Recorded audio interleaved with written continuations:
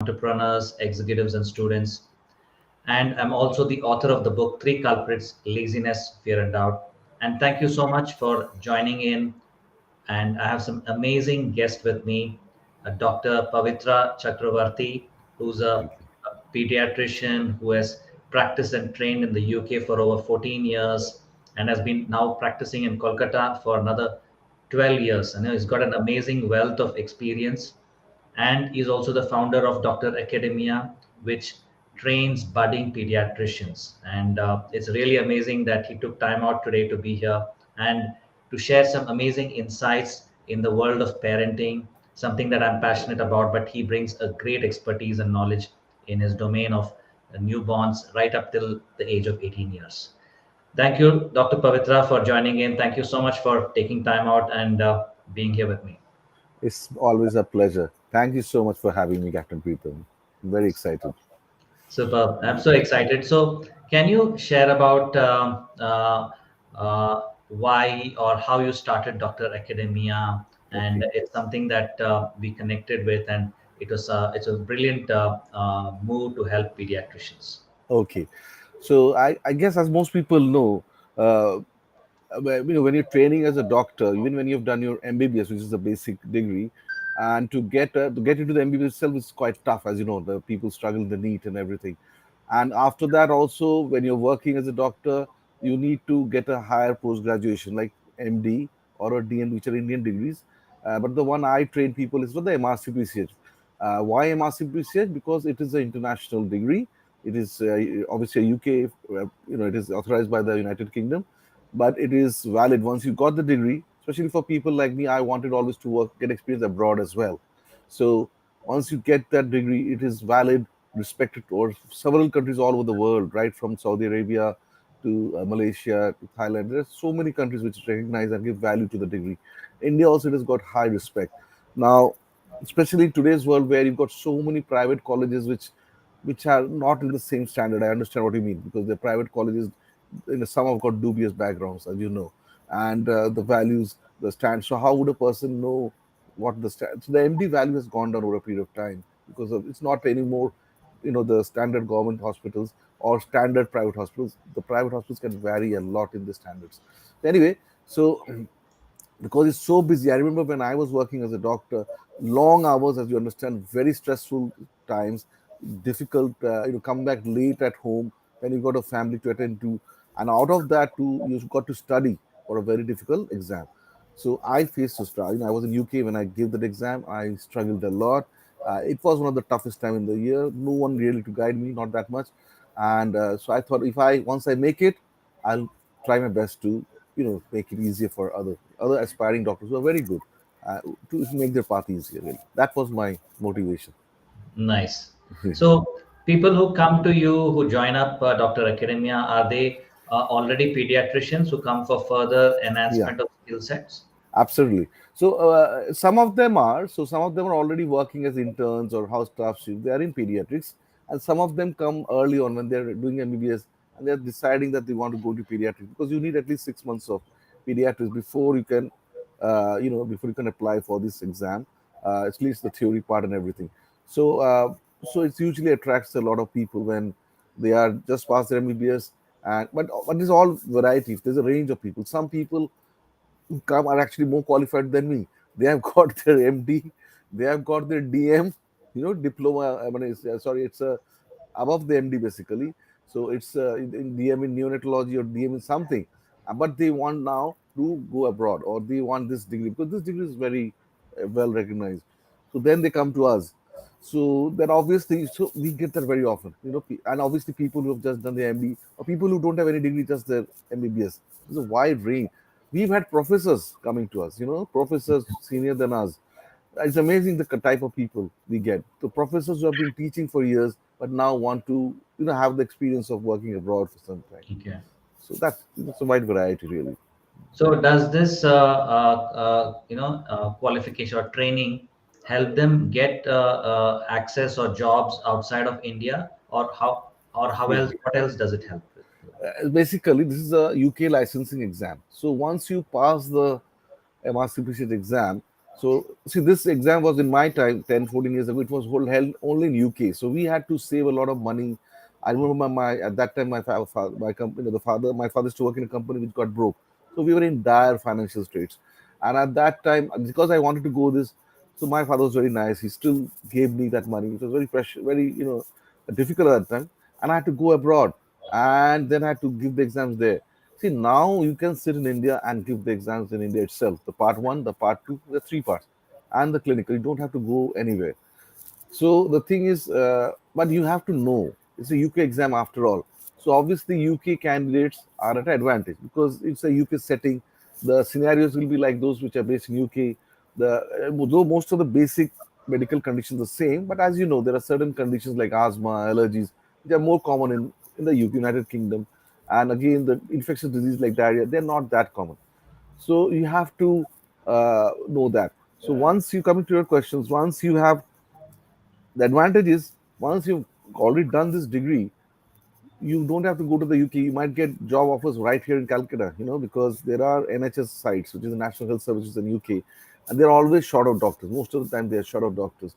So when they have to choose between an MD doctor, a DN, or someone who's got an MRCPCH, who's already. So they know that you are already. If you got an MRCPCH, you already passed the requirements. You know what we are working. So then it's very easy for you to get a job. So very often they will get an online interview, phone call from the UK. They take an online interview, and that's it. Sitting here, so many of our candidates have had, jobs sitting in Calcutta, and they've gone. Obviously, they have teams visiting Calcutta as well sometimes on a job search, and these people get referrals. Yeah, And there you are. superb. So it was wonderful hearing that, and I'm sharing the link to dracademia.com Thank you. where you will get more information of Dr. Pavitra Chakravarti's organization, where he helps budding pediatricians, to go to the next level, and he's been doing some amazing job in that space. And I'm also curious. I'm going to be asking you about your entrepreneurial journey apart from your medical journey, which is amazing again. And coming back to the topic for today is not just about newborns and children. We want to talk about the challenges that a parent faces, especially when they are raising children right from their early years to late teens. And Dr. Pavitra, I would like to ask you something in that, which kind of is a disturbing trend or something that is going on, is the trend of very young children. And we know adults are hooked to social media Mm. and phones and all that, but there is also a growing trend of very young children all over who are hooked to their phones. The parents are unable to manage them, and they just pass on the phones to them. And what are your thoughts? How bad, or what will be, or is it okay to do such a thing? Well, definitely the answer is definitely not okay to give it. If anyone was in my situation, other side of the table, that's what I say to parents. You will be devastated. With the last 10 years, pre-COVID and post-COVID, uh, it is devastating the amount of children we see with speech delay on the mild end to severe autism to ADHD, which as you know is attention deficit hyperactivity disorder. Autism, as you know, there's a whole range of it. It's very sad. It's heartbreaking because we see that a lot, and I've had so many situations. If I give you the class, when it's again very difficult to blame anyone, but if you look at the one end, I've had parents and I've spoken to them about what happened exactly, and you wonder what you would have done in their place. So during COVID time, these were young couple. They could Yeah. not go anywhere, but they were displaced from their hometown, whichever was in South India, probably Madras. I can't remember now, Mhm. and they couldn't go anywhere. They had to work online in spite of this, all day, and they did not have any maid or any grandparent to look after their toddler who was around 2 years, I guess, or something. And so they ended up giving the mobile because that seemed to be the only thing to be keeping the child quiet, but out of desperation, to be honest. And lo and behold, by our 2 years, within 2 years and all, this child has they have come to us. The speech delay is so bad, it's really, and then also the behavior, basically the features of autism. He doesn't like going from a stage where he used to want the child used to want the mother, to want the dad, or wanted to interact, was pining for their attention. Now he doesn't want anything. He Mhm. just wants to be in his own world with the mobile or with inanimate objects. So that's what happens with autism. You are in a world of your own. It's like a glass bubble, and now it is too late, and not too late, but it's late in a way because the Yeah, damage has been done. Obviously, treatments are there, and but it takes time. You've got to be patient. It is costly. It's time consuming because you have to give a lot of time to go to these places and to get a perfect place where you everything under you get occupational therapy. You need speech, and there's a lot of psychological counseling, which is a long, arduous journey. Though yeah, nowadays things are better, I must say things are much better, and children are being diagnosed earlier. So yes, coming to my stage, I would say no one should be casual about it. We cannot be casual. That's my advice to parents. So because very often it is like, oh, so I'm busy, my wife is busy, so what will happen? Just a few minutes. Well, a few minutes goes to few, half an hour, then it goes to hours. And once you've hooked the child into that, these are the children who are also very, very violent sometimes. mm, Because if you most of the time you're on, or if any child who's on video, what he's going to see? He's going to see cartoons, and very often the cartoons are the one which is action oriented. But you're either smashing something, or you're running after something, or you're breaking something. And these end up, we see when they come to the OPD, these children, the other ones, they start beating up other children without any reason.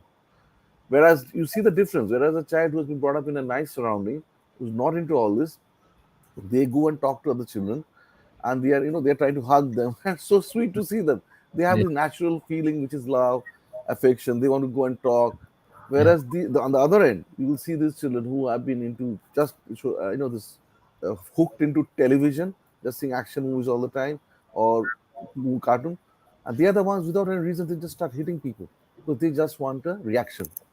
They're yeah, into stimulation. You see, they're just into stimulation. No calming effect, no mental maturity. yeah. So I think parents should be aware.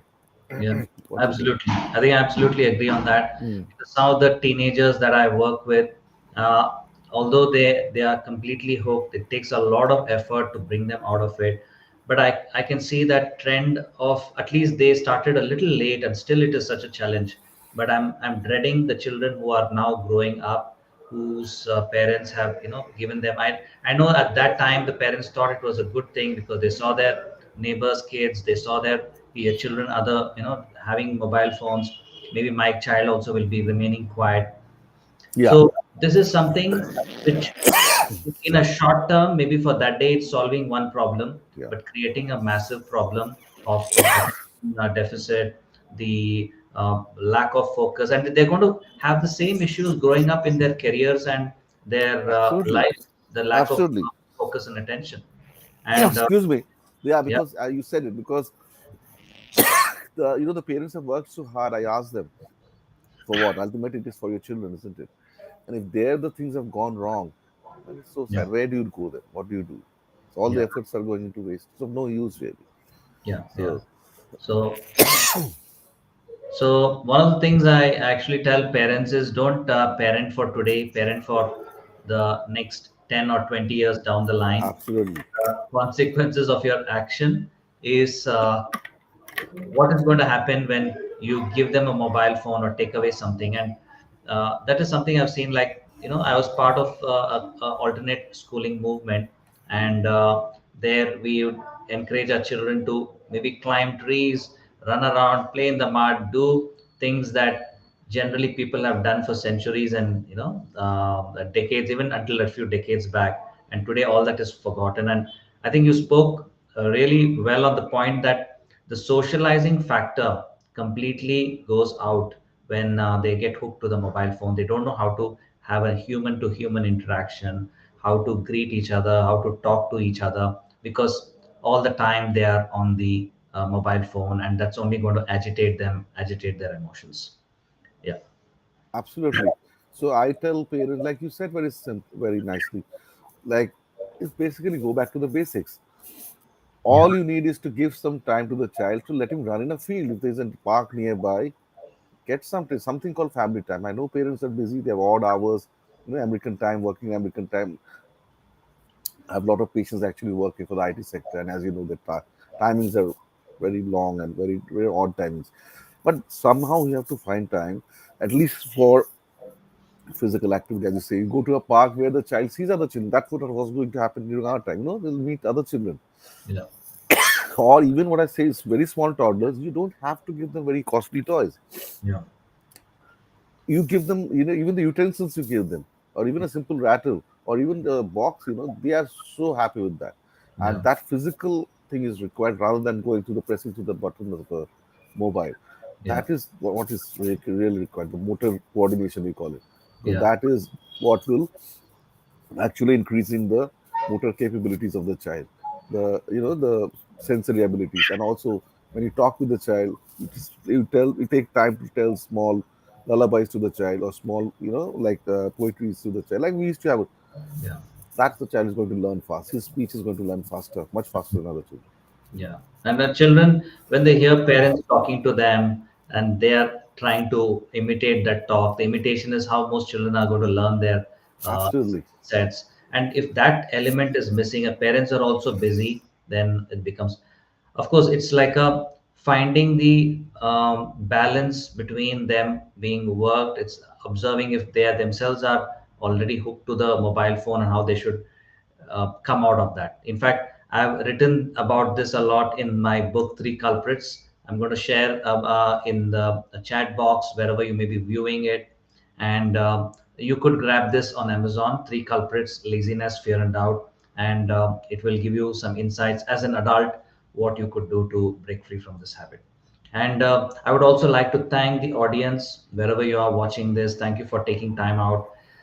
There are some amazing insights and value that Dr. Pavitra is going to be sharing today, and I'm very excited to listen to him. And thank you so much for taking this time out. Okay, do stay tuned in, and we have really a lot of questions to ask him. And if you have any questions, then drop it in the chat box. It will appear for us, and we will take this question live and try to help you, especially in your parenting journey, and to see what you can do to resolve certain challenges you may be facing. So, Dr. Pavitra, what is the frequency of people or percentage of people who come with such issues to you, like on related to digital addiction or digital, excessive usage and the uh, problems associated with it? I would say, see, it depends. Some are severe. Hmm. Okay, so some are moderate, which are, going towards that side, which I sort of just hold them and say, stop, stop, stop now. Okay. And some are very alert parents. They know what they're doing, and they're very careful about it. But I would say, on a minimum, at least 30%. You know, at least 30% of them are, I would say, concerned, and I would say I would be concerned about them, to what Okay. the way they are doing, because see, as you know very much nowadays with the IT, most people are working in the IT force. They are moving all. They are not in their home place with their grandparents. There's no, the family structure is broken up.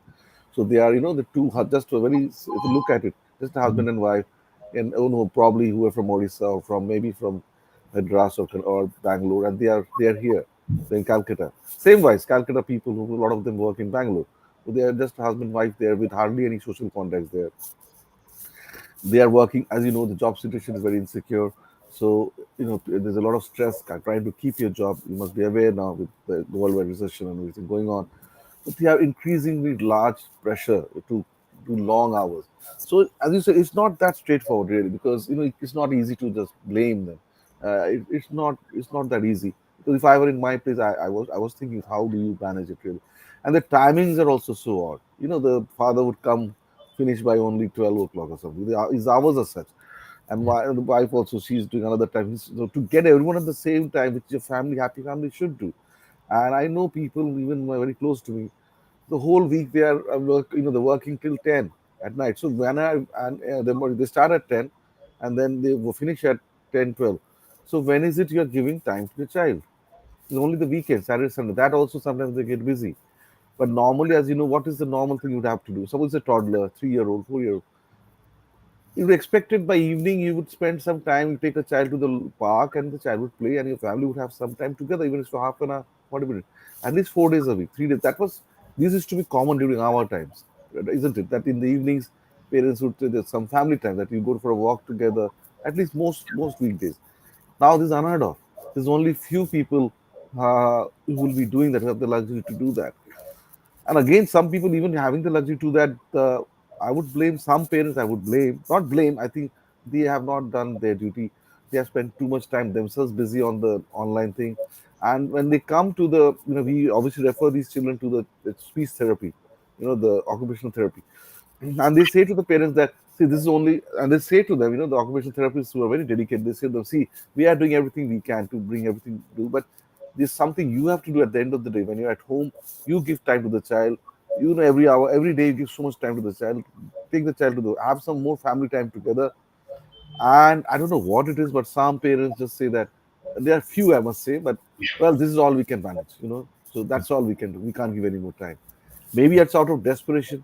Maybe it's because their job is such, maybe they're just hanging on to their job. But it's a sad situation, whatever it may be. Yeah. So I feel it's sad, really.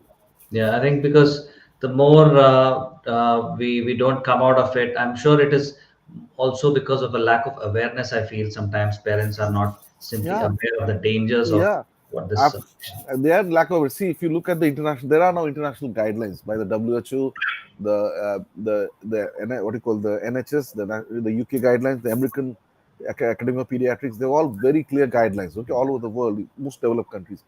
And more or less what it says, obviously there are guidelines for different ages, what how much should be screen time, but basically less than, if I'm very grossly, I'm telling, less than 2 years or 3 years, they should not have any access to videos and TVs, really, or mobiles. They should not be any access. After that, 3 to 4 years and all, they say maybe half an hour. That also for things, channels like, what you call, wildlife, not cartoons and all. So maybe half an hour for, seeing one of the wildlife channels. So, but what happening in reality is, you'll have some homes where you've got grandparents, you've got a big family, the TV is going on all day. Yeah, Someone grandparents is sitting, or some other younger sisters or something else, and the child is there, but it is always going on in the background. So how will it affect your brain? yeah. So that is a major problem, you see. And uh, and if you put on for anything for the child, it's going to be either these cartoons, which are, a lot of it is, as I said, it's just mindless action, really. So this doesn't help really the child. I think Whereas something nature, to do with nature, documentary would at least give the child, would have some wonder about animals and things like that. I think you raised a wonderful point of grandparents watching. I think that is, although outside of what we are going to speak now, but somewhere I think the older generation also is not realizing the damage they're causing to themselves. I've seen, Mhm. older generation when I interact, they're so glued to TV and things Oh like yes, that. They very are much so. also becoming susceptible to becoming, Absolutely, senile, getting into dementia more absolutely. sooner, and at least more rapidly accelerating such things for them. You're you're very right, and I must say, well, you have brought up something which very few people talk about, but it is very true. So there's some awareness about children with ADHD and speech delay because of this screen culture, digital culture. But yes, it is the elderly people as well, because sometimes, see, again, it's both ends of the thing. Because younger children, their children themselves are so busy with their jobs, the grandparents are left to themselves, and then they end up with watching TV. And then you think, well, you really can't blame them, because the younger children are so busy with their jobs and with their own friends, and their social media. So they are ending up with this television or in your mobile as well. And then, as you say, it is just isolation, really. It is isolation, because they are just not interacting with the rest of the family. And it's very sad. The whole family as a unit should have time to go out together, even if it is to the park, even if there doesn't have to be a very big occasion, if there's a small lake, to the lakeside, or somewhere where it should be a get together, where the family spending quality time, just going out for a long drive, maybe, even if it's once a week, twice a week. And I say to the parents that, you have, like, the way you're planning your meetings, the way you're planning for your shopping, the way you're planning that you have to go to the bank, you have to, and it's one of the most successful people which we follow, who are entrepreneurs and who are multimillionaires. That's what they do. They first plan time with the family as well. It is written in the diary that this is the time, this is the time. It is a no compromise situation, that I have to give time with my family. So Yeah. that's how important they take it. They realize that how important it is. So you have to find time. Everyone is busy, and there's no excuse for not. If you plot it in the diary, because it's non-negotiable. This is the time. It is once or twice a week. We are going to spend some time together, and that does not always mean going to the mall. As I said, it's better you go to a drive, you go to some park, go to some other place. Maybe friends' place, maybe friends get together. They have children as well, so there has to be social interaction. Too much nowadays is based on a very unilateral thing, where you just go into the mall and uh, just having some to eat, and so there's no social thing to it. and also there's no connection with nature. Whereas if you'd gone to park or a zoo or or some land spot, so that's of something that you're connecting to nature, you're connecting to the outskirts. That is something what we really want. Yeah, superb. I mean, you raised some points again, which stirred me some questions about today. Mall is our outing, especially for urban people who are settled, and just going there, probably eating out, go for a movie, maybe few small games there, which are there for children just to Hmm. get it over by. But we don't have that connect with nature, like the parks, just Yeah. for walks, random walks here and there. Hmm. And how important do you think is for a healthy development of a child is connect with nature, other than that one-off vacation that we go for nature, that but Hmm. may not be enough, Yeah. right? They need Yeah. that daily dose or weekly dose of nature connect. And Absolutely. how important do you think is for a healthy development? It is very important because see, when I see different families, and I must say because most of the family, as I said, as I said, my practice based in Newton, which is sort of a developing part of Calcutta, New Age, sort of where you got most of the IT sectors. So most of the parents are, to be honest, very much aware. They have been working abroad, or no, like a lot of them have worked in Europe or in US, and then they have come back. So they have been exposed to a lot of things. So that way, I'm lucky because they are educated to some extent. But obviously, there are people who are not so much. And as you know, when I was in the UK 15, 14 years, and for yourself, if you compare the how a weekend outing would be for children or a family staying in North America, suppose, or for even when I was in UK, the standard outing would be, maybe 20 years ago it was like malls and all, because when we didn't have malls, that time when initially they had malls and all, that's what they used to do the same. They went through the cycle before, as you see, that Yeah. was in the 60s when the malls came. That's what they used to go into the movies and all, but they have come out of it. The way they do now is they would go, especially USA, they definitely go for camping because they have so much of nature around them. Most of people they would have within so many hours journey, or they would have caravans and they go to caravan camps, Mm. or because it's safety obviously is an issue, and they park their cars or their caravans, and the weekend is spent there. Uh, so that's what they do, and a lot of them do camping. My brother works for a firm, international audit and all that, so he's bosses and all. When they talk about what you're doing this weekend, well, they're going to, there's someone stays in Colorado, they're going to the Springs or something, or outskirts, and they're going to all camp together. See, that's what they do. Now, obviously, in India, I think it is getting a bit better because nowadays we are having safety is an issue because you just can't go and camp anywhere because you need a safe places, where you can do this. But saying that, as you yourself must have noticed, now even in West Bengal, a lot of places are developing resorts which are not like 5 star, which are basically places within nature, maybe in the small village outskirts. A lot of people have come out with that. I'm sure in your place also this is happening, Yeah. where it is affordable. All it is a place in the place of nature. Maybe it's a mountainside, or maybe it's by the Ganges. Very affordable for families, where basically they spend 2 3 days, maybe the weekend 2 nights, and it's a place of keep peace and quiet. Like in Calcutta, we have a few places which are by the Ganges, and like before we used to have hotels was very costly 5 star. Now it's not like that. So now more and more places are coming up, and so more and more people are realizing that you always cannot take a big vacation. What about the time in between? Like, because in UK, I remember my partners, those who work there, they used to have a weekend plan every 6 weeks at least. Every Okay. 4 weeks, there's a good weekend plan where they would go, take their time off, 3 nights, they stay there. Short break, nothing very costly. Go with the car. Even in Calcutta nowadays, we have got a lot of places where it's all you take a car, and a lot of new places have come up. There are some old spots which are overcrowded nowadays, and the crowd is maybe not that good, not very family type. But now there are small places, small cottages, small resorts which are family friendly, where they expect you to come with the family and are very safe. And it is either by the Ganges side or by the side of the mountains. We have maybe 3 4 hours journey at the most. And I encourage people to find on the internet. You will find, if you just search on on any of these websites, you will find several of them. And nowadays you have got ratings, which is good, which is not. Nowadays increasingly I'm finding some families are doing that. They are going there, and they are having some just time to themselves. When that is the time when you would not, the father is not watching TV and the mother is watching her own channel in another room, and grandparent in another room, and the child no, that's when you together eat your lunch together, your dinner together, you have a small walk around the place.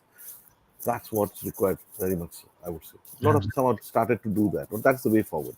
Yeah, absolutely. I mean, at my organization, Skills Beyond Education, we are trying to recreate that kind of moments where Great. That's people very great. do some stargazing in the night, learning that old tech Brilliant. without texts and apps. I'm sure there are a lot of apps to help them. By say, Yeah, but keep that out and yeah, connect with nature. People have done this for centuries. centuries. Learn how to do that. Do some farming, giving them some farming experience. I think these are the ways that we can connect with the roots, create that bond. Families would come together during those farming activities, help each other out, because that helping is so integral of a human being that we have forgotten that's what makes us human, that we can help each other. We have Absolutely.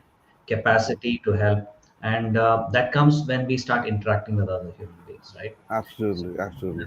And that's something we should, the more we are aware and we can bring this to children at an early age, then they are kind of sorted. They will take care of themselves, Absolutely, right? absolutely. If you give me a second, if it's okay, I must say what you it's really made me feel quite inspired. The fact that you talk about your organization, trying to give some time for children to connect back with farming and all. That's something I really want to talk about because I think that's essential. So when we were children, we lived in a small town. It was a factory compound where they used to manufacture penicillin and all. But we used to have bungalows and large plots of land adjacent to each house. We Okay. used to have mango trees where we used to climb up. We used to go fishing to our ponds. We used to have gardeners used to do all the most of the vegetables were to be grown around our house really, and we used to help. We used to have a lot of time.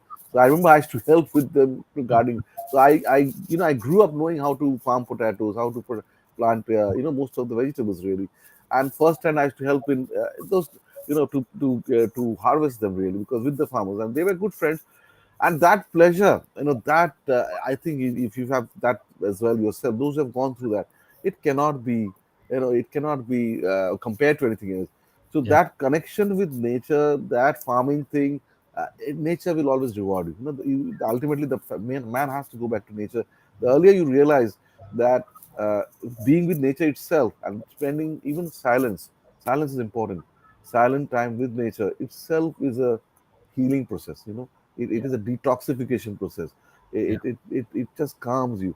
You must be knowing, like we are in Calcutta, so we are close to Sikkim, which is the Mm. and Darjeeling. Obviously, Darjeeling is crowded, but when we go small breaks, outskirts of Darjeeling, which are small towns, we go for homestays there, or Sikkim, and they're very small, quaint places, and we see just a small farm with chickens and all. And believe me, and I've seen families going there with you Okay. don't need anything. Whereas in the city, you're always wanting to order something on Zomato. You're ordering movie. You want to see a movie, and there's always want this, want to buy that dress, want to order this. But then simplicity itself is enough. All you need. That's what you need. That you really don't need much. Is when you go and connect with nature. That's when you realize you're Yeah. so happy just to be alive. They wake up in the mornings, and I used to see them farming, and I used to see in the evening they used to have their time together. They used to have usually small villages. They have some rituals, some pujas they do together. So they're walking by the mountainside. They all go into some activities together. It's so healing. It's Yeah. so it sort of revitalizes you. And as you said, it's going back to the basics. Yeah. And I felt these people are sorted. They are. That's why they hardly have any illnesses. They're so well off. Yeah. And most of the problems we have created ourselves really. Yeah. I think I remember an episode where we had taken these children to Mhm. a very remote place, and the host there was no electricity in the host place, and it's very remote. Okay. And we were there for about 2 to 3 weeks. I think 3 weeks, All and right. no electricity. So 3 weeks without electricity. without electricity, Oh, not can't cooking, imagine that. thing. All the children were doing the cooking, cleaning. Of course, there was a little help, but we were Uh-huh. all sharing our workload, studying there and working. And there, I remember the first 2 days, the children were complaining, "What is this place? It's total, not at all good, total crap. There is no electricity and all those things." And Uh, they said, "We will not sleep. You guys can sleep at 8 o'clock, but we will sleep at 10 o'clock and all that." uh-huh. And they did that, and by the third day they were in bed by 8 o'clock and sleeping. Oh my God. That's This that's nature so had cured beautiful. whatever Yeah. things they had. Yeah. I'm sure they were waking up a bit earlier as well Waking because up when you go early on by time. 5:30, they're ready up, hungry, ready to eat, ready to work, do all sorts of things. And Yeah, so that was the thing, that nature will reset us. Okay, for 2 3 days we absolutely. may be carrying our past Mm, practices, but given enough time, nature will reset, press the reset button and get us back onto our, you know uh, absolutely.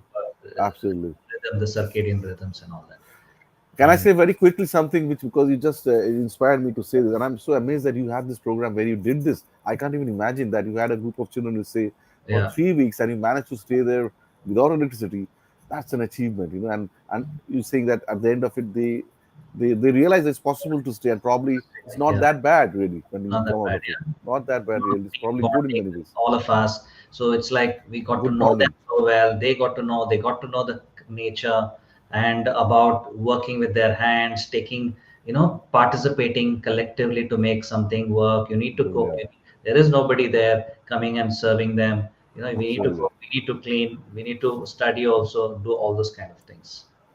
It's Yeah. so inspiring to hear that, and so rewarding. And see, one of the things which we see in children today, because once you told that, because you asked me what are the problems I'm facing in teenagers as well, and especially there's so much pressure, so much anxiety, Yeah. and the temper problems and anxiety problems.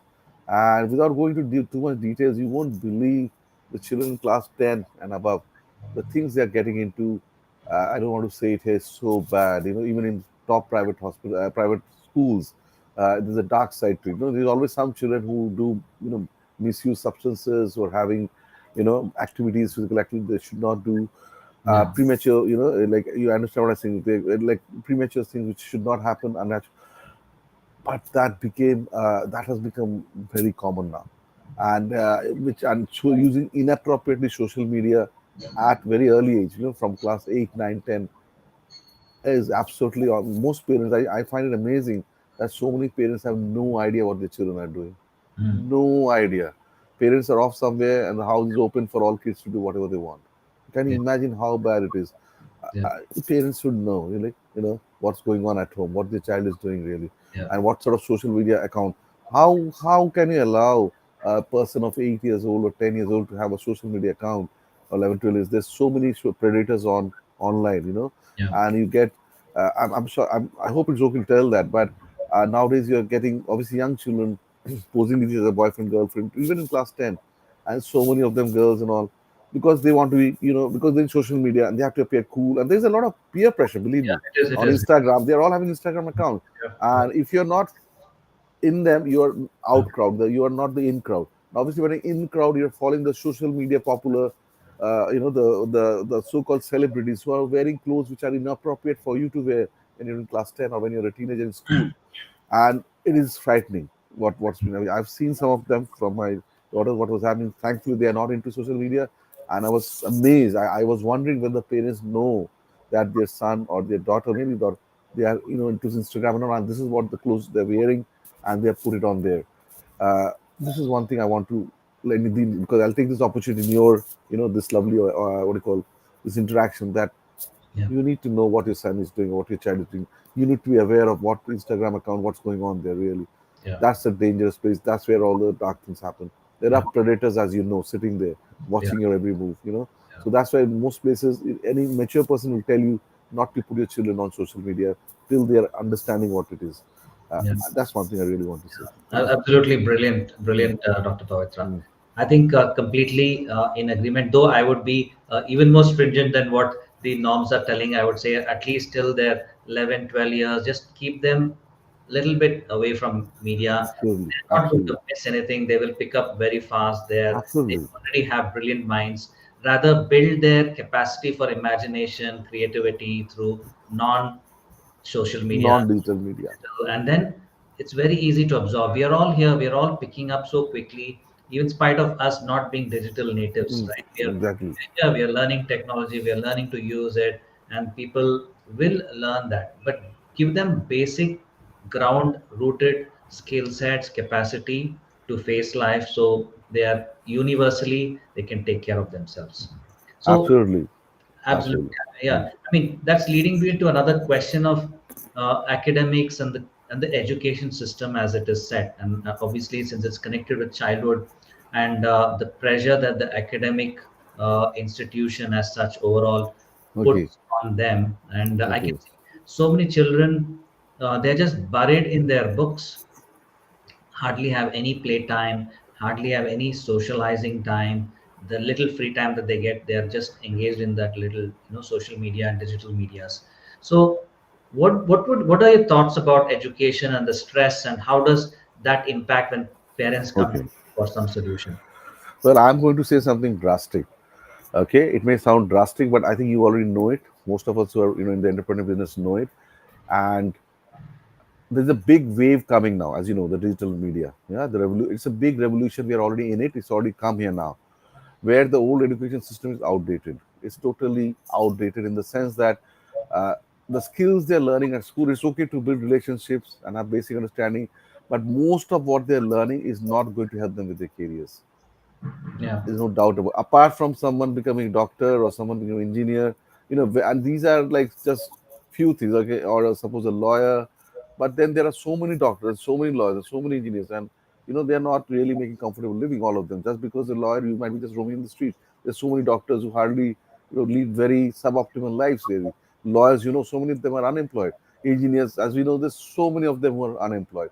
Or so these degrees are becoming irrelevant. Okay, these degrees are, it is what skill set you have got. That's what's mattering now. And those days are gone where you just code a mark and you expect you might get an admission into a, what do you call, a degree, but at the end of the day, what is your output? What is also with AI coming in, most of the stuff is going to be auto generated anyway. A lot of the stuff is going to be auto generated. On the other hand, what is going to work is how much of a imagination you've got. How much are you good at solving original problems? How much can you think out of the box? This is where I want to point out the way forward is happening in places like Norway, which we call the Nordic countries really. So the what is interesting because they did a study where they compared the student exchange program between the USA students and the Norway students.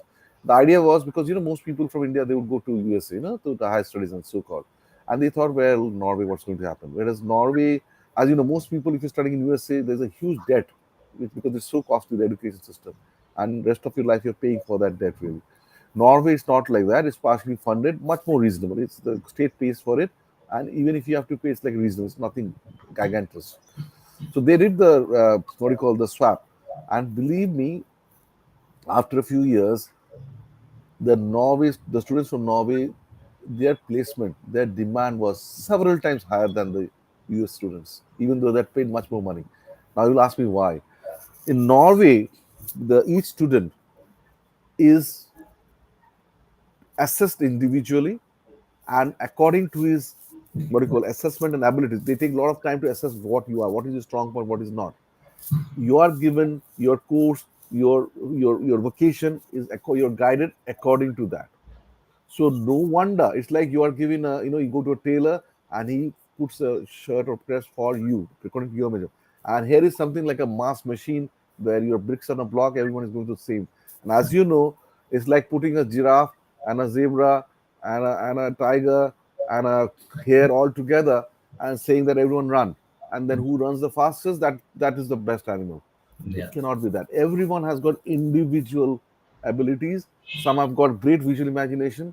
I was never excellent at school because my vision imagination was always visual. Okay, so I my exams also the MD exams, the MRC, the exams in the college. Whereas my students, other candidates used to write a lot of theory. I should do diagrams with, and I should finish much faster with graphs and all that. And I found I used to, that's how I sailed through because my photographic memory was very good. But so everyone's different. Someone's maths may not be as good. I was not that good in math. My biology was excellent. My literature skill. Sorry, it's not about me, but what I'm saying, everyone has got inherent some skills which the parents need to find out. I would, instead of spending so much money on other things, spend some good money on there are excellent now child counseling, child counselors, or where they have detailed ways of assessment of what your child is good at and what are his possible avenues, and then go through the skill set. Because you either can go through, well, he wants to be lawyer, he wants to be doctor, but this is all going to change now. The career he will find and his own careers eventually, because the jobs are now going to be very new and varied type of jobs coming up. With AI, the jobs are not going to be under fixed boxes like manager and this. They're going to be a very strange combination of jobs which coming on. Yeah. So all you can do is make sure they are very good at communication. So basics, they are very good at leadership skills. They have endurance skills, like which you said. They have Yeah. bonding skills, basic, you know, basic foundations are very good. And then they'll pick up the skills like storytelling skills or, as I said, leadership skills. And they will take and give them the freedom to explore what subjects they want to do, Yeah. and they will find their own way. They will don't put them the pressure. So that is going to happen. Just marks and a school, it's way out now. The digital, that's why we are having so much of digital courses which are very successful.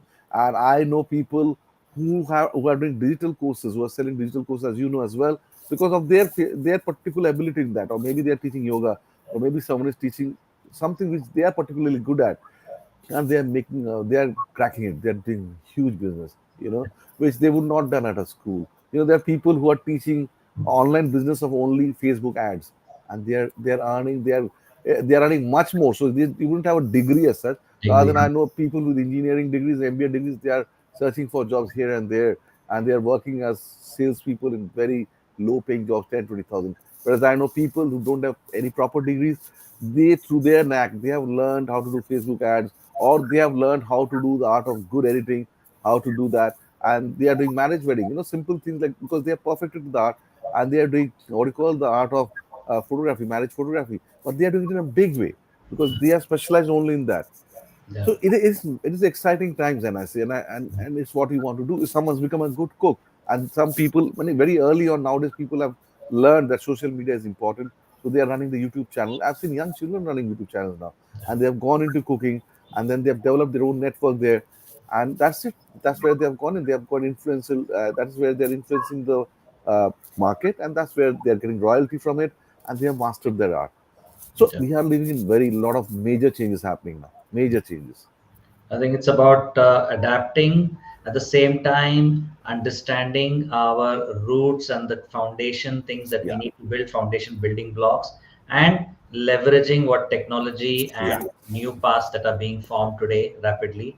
Bringing them, like it's like not this or that, it's like this and that, and yes, making them, really interconnect at the right age. I think the key, I think, maybe would be like if they can do age appropriate parenting in some ways, yeah, right, where absolutely. they are parenting the way a small child should be parent, without excessive digital usage. At the same time, for a teenager, young adult, you encourage them to create their own identity and not really follow the path for the sake of the path, but see what opportunity lies and how they can adapt and sustain themselves. Absolutely. And amazing, Dr. Captain Preetham, what you're saying. See, I look at it this way. So when you drive a car, you're supposed to have a license, isn't it? You won't be given a license unless you can you pass the test. Now, what I'm going to say may sound very ridiculous, but I think it's the same way. If you're bringing a child to this world, Yeah. is it not important that you should be assessed, or you should have basic understanding of what values you're going to do to a child, how you're going to grow the child up? So today, these parenting, see, unless, see, in the traditional system, you would just have grandparents and they would have some good values, and obviously you would have learned it through them, and then you would have conveyed the same through your children. But nowadays, that family structure is broken. You know, that structure is not there anymore. You're on your own. You have got such busy lives that you're too impatient. And I've seen totally inappropriate ways of parenting parents have been doing. On one extreme, they have allowed their child to just do anything. And I have asked them, the child is running around, they will run around, but they're basically saying yes to whatever the child wants. So and I can assess when I'm waiting, in the room, I can see the children in the waiting area, and that child is just going out hitting everyone. Mm. And when they come into the room, the child is just trying to topple everything. Mm. And I am amazed at some parents who are not doing anything about it. Yeah. I'll tell them bluntly that, don't you think it's your duty to control your child? Who, if you don't do it, who is going to do it? Yeah. Don't take it personally, but today you think he's a child and you're allowing him to do it. But he's learning that he will have his own way. It will just matter another 5 years when he will know that basically the remote is in his hand, not in your hand, and he will always get his way. And then Yeah. it will be too late. So some parents come to say, Oh, doctor, he doesn't listen to me. He does this all the time. Oh, doctor, he doesn't eat anything what I say. Oh, Yeah. doctor, he doesn't this. Then I ask a simple question: how is it that other children of the same age are doing what they're asked to do? How is it that other children of the same age are sitting properly? So don't you think that is something? Why you're blaming the child? Don't you think that you should have done something which you're not doing? Yeah. Basically, they have not given time to the child. So, Yeah. put it simply, they have not given priority. They've Yeah. either given too much time on their job, and you have to know where to cut it really, or they have, even after that they themselves are busy on digital media, busy on Facebook, busy with their chit chat friends or this kitty party and things like that, or busy for having booze parties. I'm, I'm not everyone, okay, but I'm not against booze party. What I'm saying is it's a matter of priority, isn't it? Yeah. And the child has not been given time, and the child is all over the place. And Yeah. I feel sad because ultimately the parents are struggling so much. They don't know what to do. They're confused, and that's where I think, see, in my clinic I can only tell them so much, but there is a need today for parental guidance to Yeah. be told. It is a skill, because see, you can't shout and you can't hit a child. In the UK, if you shout it and if you try to spank your child, you will end up in prison. Mm. Okay, so that's, I say, that's not the way. There Yeah. are ways to handle it, and people are doing it in the Western world. So you need to know how to do it. You know how to reward a child, when not to reward a child. What punishments you have to do. Punishment does not mean slapping the child or hitting the child, but there are, basically abstaining from giving certain rewards or certain benefits, and the children understand very well. And so these the star charts there, these are, I think, parents, some a group of parents are quite not aware of these things, and that's where I think you, like your, what you're trying to do Yeah. is required. Teenagers are a big problem. I've seen, as I said, I've seen myself Yeah. absolute bad state. The panic. I was devastated when I came to know what was going on. So one of my patients was he was a, I should have said, he worked in narcotics control and everything. Okay, and from him I came to know that from some of the top schools in Calcutta. So I won't mention names. What's happening there? What's the drug scenario there? So big parents doing big business, children in big schools, so-called big schools, and you won't be amazed what's going on there. Well, and it's all, it's just happening.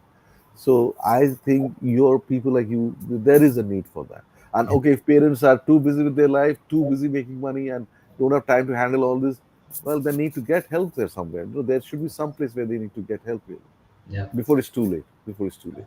Yeah. Today, I have a lot of clients in the teen space, parents who are approaching, asking me to, turn them into high performers, or who are problem teens and they want some sort of a help to Okay. overcome those challenges. And the one of the things that I have also realized it is parents are okay for curative work. That means they have already Mm. come with some challenge and damage. But the same thing, wisdom, when it is shared to a young parent, okay, they are less reluctant that, what, this ABCD action is going to create this result when you come to me as a teenager. Why don't you just stop so that you don't come to me when you're a teenager?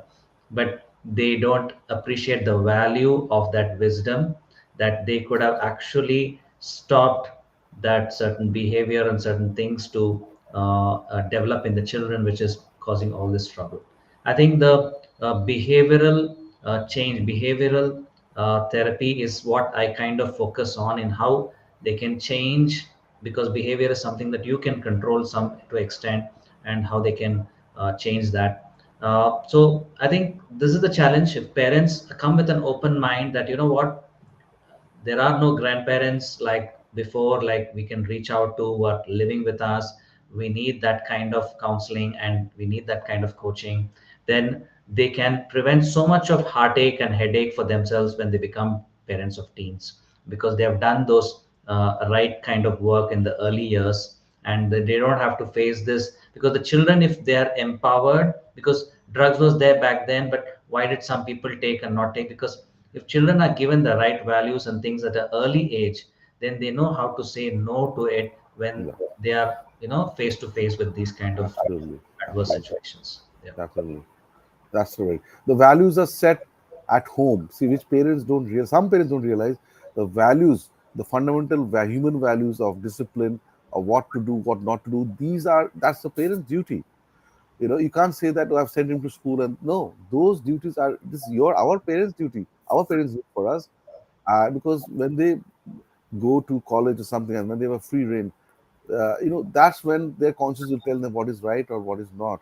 And Yeah. this your years of parenting, what you've done, that Yeah. will come up for there. And the other thing I wanted to say to you, you know that very well, but I wanted to highlight: a child will only follow what you are doing, what they see you doing, not what you're telling them to do. Simple as that. Absolutely. So there's Absolutely. difference between doing and telling. So if I tell my child that get up in the morning and do some exercise, whereas I am waking up at late and not doing it, and this has happened in my life as well, Yeah. they will not. So whenever I tell my children something, I make sure I am doing it. So now I make it a point that I'm getting up 6 o'clock in the morning, I'm exercising. That's when they learn. No, they have to do that as well. Yeah. So it's something you have to do.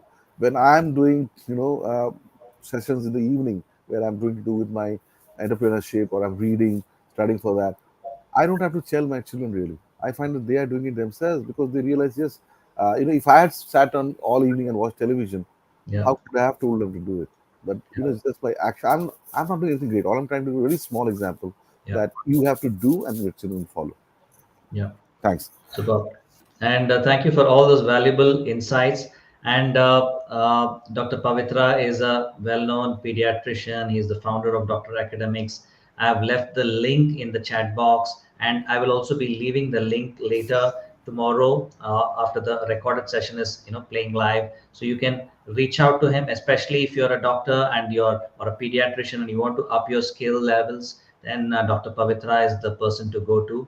And also, if you like to reach out to me, I will be sharing a link also on the platform where if you want to, for your own self, whether as a parent you are looking for certain solutions, you can reach out to me, fill out this form, and maybe if there is some way I could help you or give some suggestions, I would be happy to do that, especially in a behavioral corrections, especially in giving you those right tactics and tools that you can adopt early so that you don't face those challenges when you become a teen parent. Okay, so the form is there, ask your question, and if nothing else, probably I'll shoot a video and post it on my media links which you can follow. And otherwise, it's been an amazing journey here today in the last 1 hour with Dr. Pavitra, with and an amazing dialogue on parenting. And thank you so much, Dr. Pavitra, for taking Thanks a time. lot. My pleasure. All my pleasure. I know you are very busy. You had all these It's other okay. things, in the back, but you were able to take out. It's a pleasure and honor to have you here. Thank you so My much. honor. Thank you so much. It's my honor. Thank you. Thank you. Bye bye. Thanks. Bye. Thank you, audience, for listening in. Do watch the recorded. Thank you for taking time out wherever you are. And with your support and love, we are growing and getting this amazing feedback from you. Thank you so much for being here. Bye bye and have a wonderful evening. Bye bye.